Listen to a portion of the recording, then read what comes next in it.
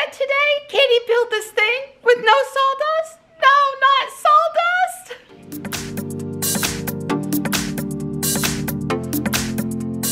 Well, we're much cooler here this morning with temperature in the low 50s. It feels refreshing out there if just a little chilly. The air feels clean, which is good because my allergies were really kicking up yesterday and last night. Right now, after my Allegra, though, we're good for a while. So we're thinking about getting Don an Echo Show for the garage so he can also watch YouTubes when he's out there working and just checking out of spec on our show here in the dining room. So Don thought he would build me an official cat food shelf with our extra wood that we have in the garage, and he came up with 2 possible designs, and I X'd this one. Be great if it was always the same amount of food, and be great if it was always pretty full, but then you'd still have to take it out to rotate stock oldest to newest. I just don't like this at all. I see it's easier to build, probably, maybe. I really like this one, so probably going to leave it open on both ends so you can push, pull, or access either way, probably. We'll see. And yeah, we were trying to decide if we wanted it lengthwise with the door or longwise with the door, and it's only approximately 2 or 3 inches different, so while it's not a square, it's not hugely a rectangle either. So yeah. Anyway, Don's gonna go play with wood. Well, among other things. Yeah. This is on the list of projects today. Yes. Because she cleaned the floor underneath the cat food area yesterday, so now we can put this, if we had one of these, we could slap it in there. Right, well, it's all about easier for me, not mess with Ruby's cable, which hangs down there, and have adequate space when the attic door is open to walk around back into the rest of the garage.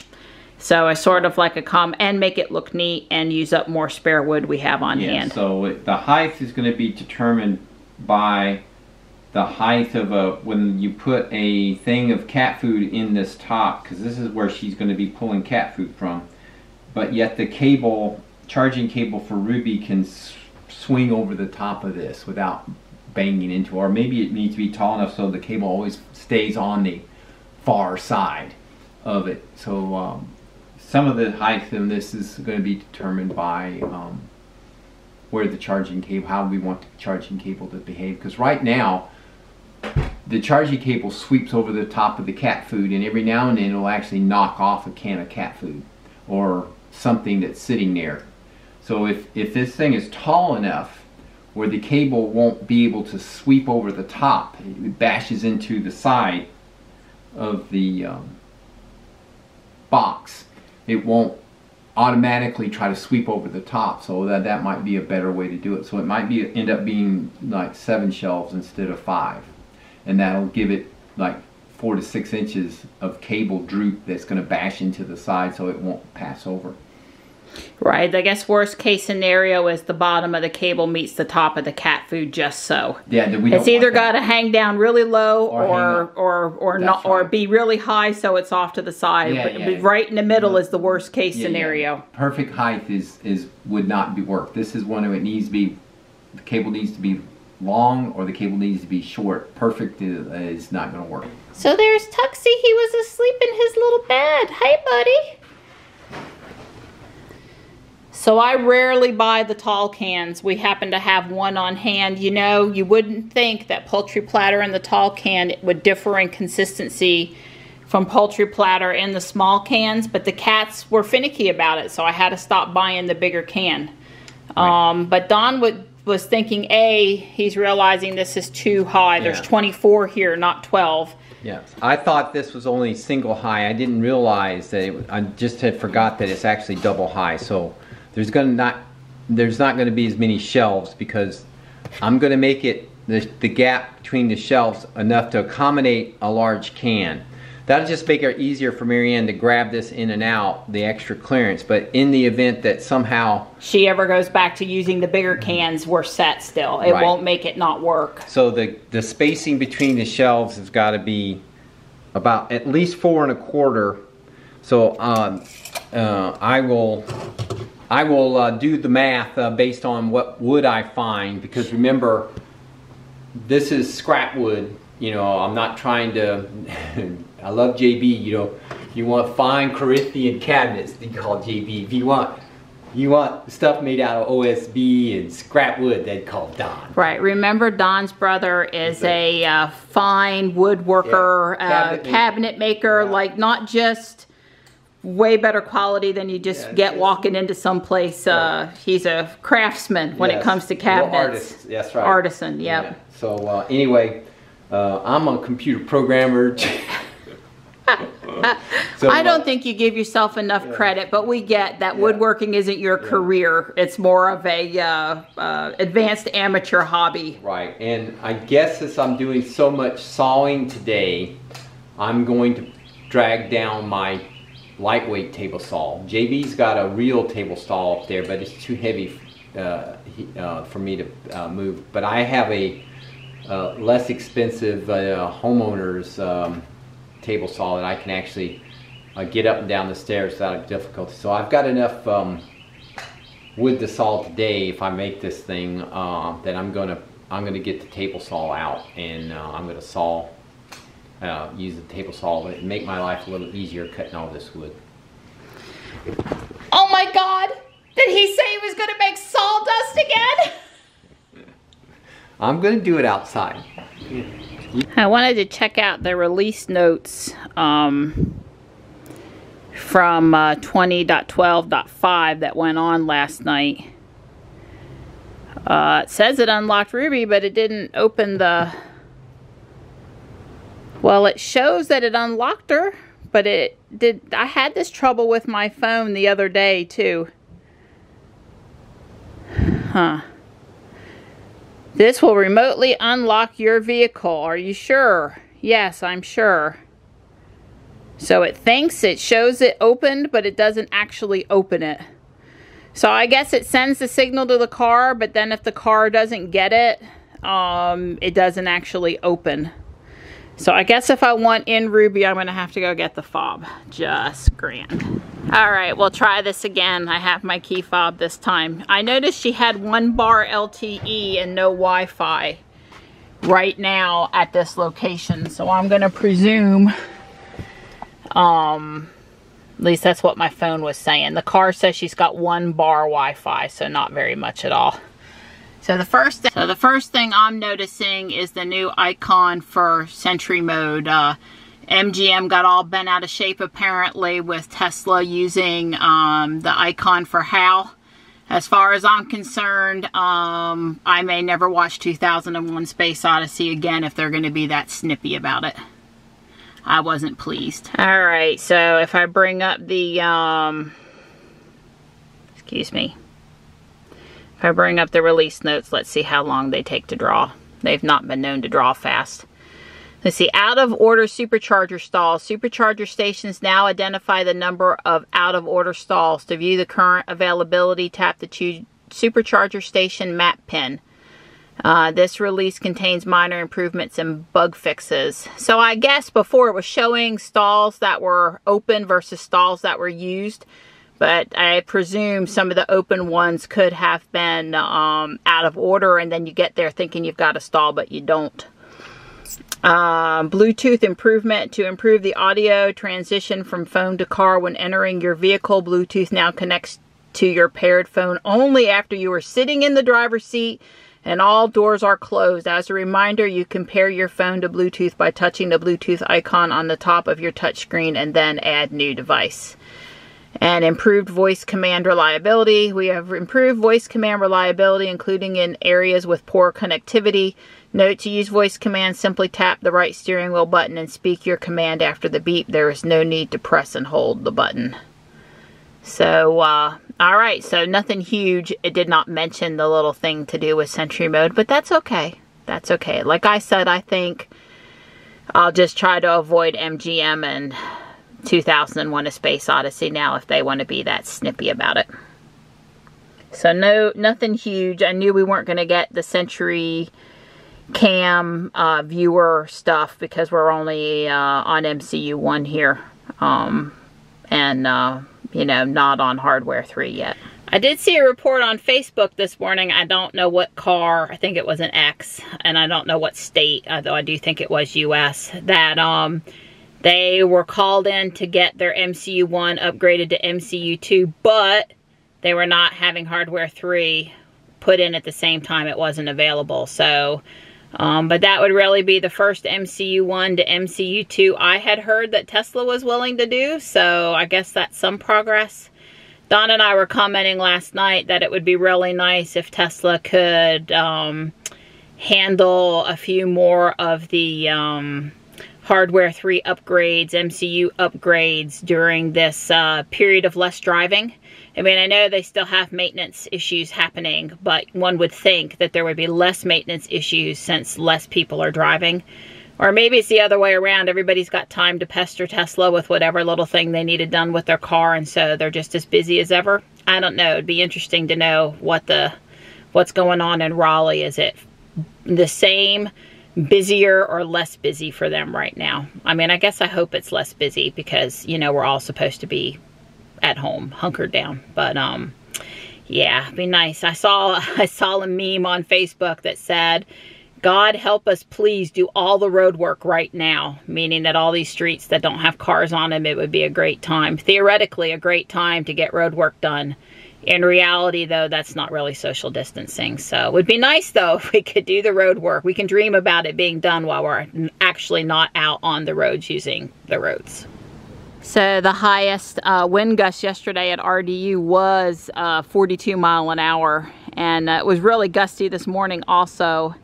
It's still breezy now, but I haven't seen any, you know, house shaking, wind stirring gusts in a little bit. But, you know, we opted not to try to do too much absolutely outside today, like yard work or anything, because of the potential for high wind again. So believe it or not, there was one spot up here we hadn't gone through and organized, and that was the spot behind this wood right here where there were cardboard boxes and other pieces of wood. So Don says in for a penny, in for a pound. And if we're going to have to hunt what wood we use for this project, we're going to clean out this little space behind the rafter or at the end of the rafter here. That's right. And we've, I'm probably going to make it out of melamine. So it'll be nice. It'll be, it'll be smooth. It'll be smooth. I was going to use OSB because I had a nice piece of OSB over there, but that would always be ugly. And I've come across enough melamine at this point, I might as well just use melamine. Sounds good to me. It'll look nice. It'll look like one of those store-bought units for shoes or something. It's one of those things where this is where I need JB up here. If I was going to make it out of melamine, you know, he could make it look like a professional cabinet. Right. You know, or it's going to look like a amateur cabinet when I get done, but I'll try to make it as good. Don's light bulbs aren't due until tomorrow, but this could be them. Either that or he'll be back tomorrow too. It's our usual guy. So you know, Don and I, is it yours? Is it mine? Whose is it? What is it? We half the time we can't remember what we ordered. But I think I told you guys I ordered the Legos Flintstone kit, and because of what I ordered and the time I ordered, I got the Easter Bunny and the little chick for free. So guess I'll be putting them together later. Way cool. Thanks for carrying it in. And you're welcome. Donnie's gonna go wash up now. Yeah, what do you, I'm gonna go like pour this out on the counter? Yeah, take it in the house and pour it on the counter. That's fine. And then bring the box back out. Yeah, and get rid of the box, yep.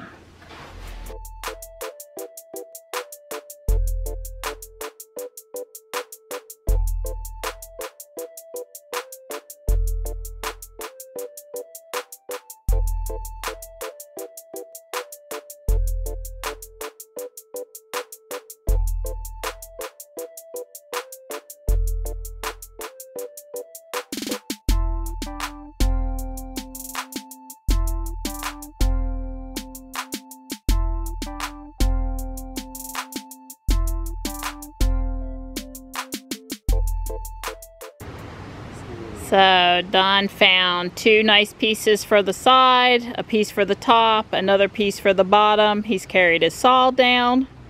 Progress. I'm not really going to get the mail so much as I just thought I'd go for a walk with Tux because it's such a nice afternoon. He made it all the way out here with me. I'm pulling some weeds, throwing some bigger sticks off into the woods.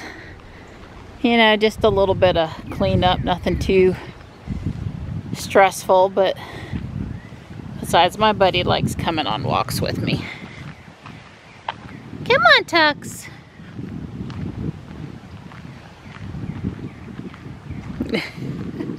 He just came up trotting behind me, so cute. Are you in a good mood? Walking with your person? That's my boy. I told him I wasn't going that way. Too much poison ivy. Come on, buddy. And mostly I was trying to get this really big weed, whatever it is. It comes out really easy. Come on, bud. Of course, now he'll probably come running up through the poison ivy to get back to me. Oh, good boy. Good boy. He brings me so much joy. That's my good buddy.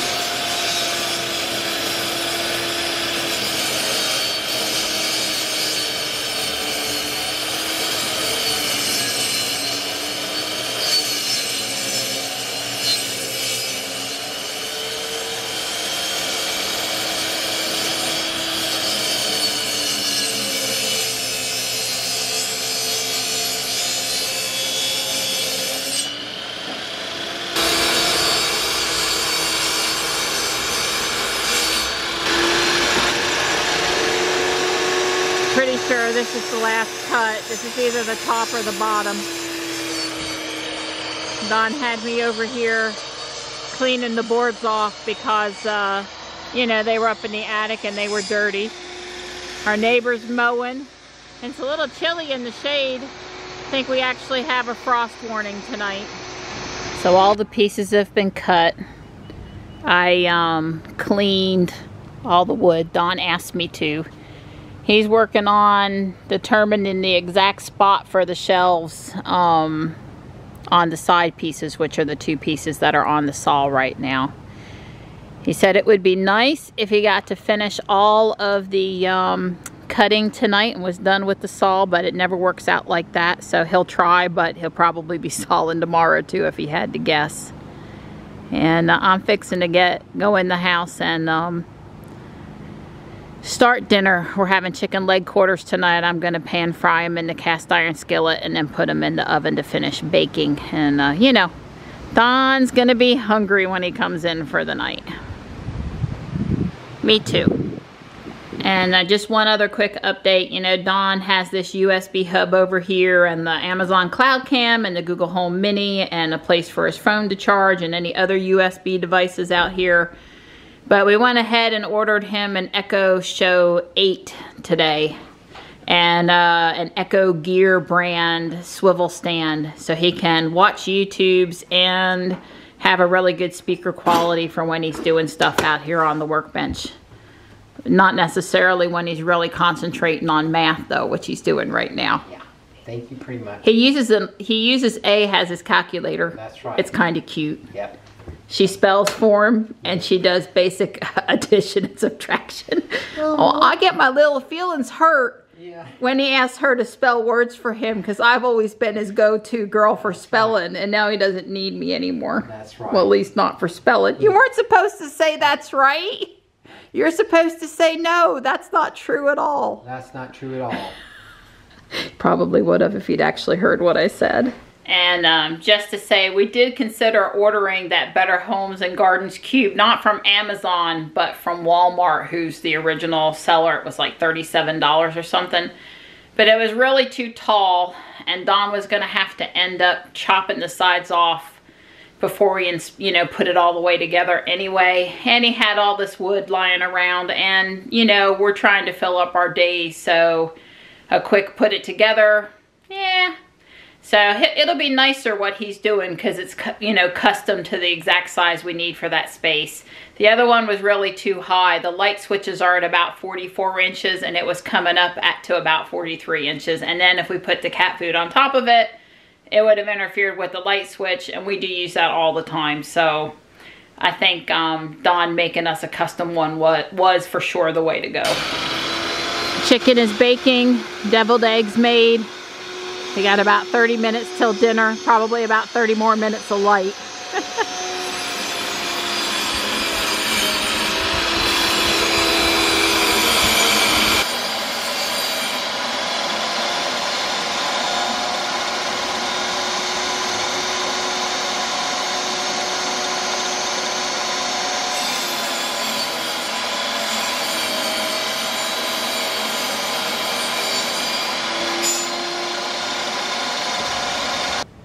So I finished all the intricate cutting.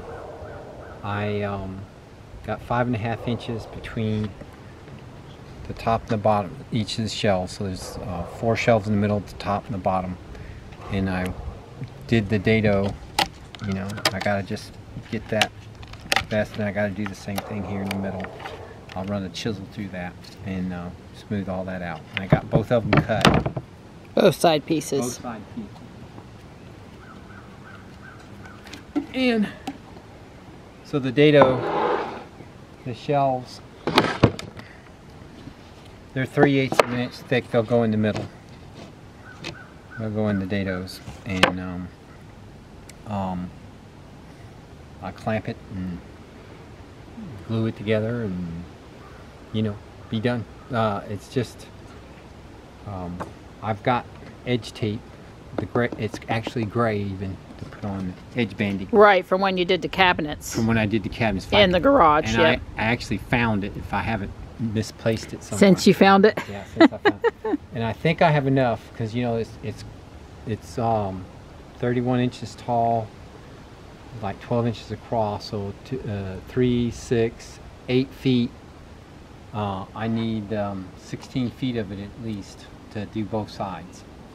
And if I don't, then I guess I'll just spray paint it. Okay. It's looking good. Yeah, you know, it's just without a dado head and without a big enough table, it makes it, you know, cross-cutting really hard.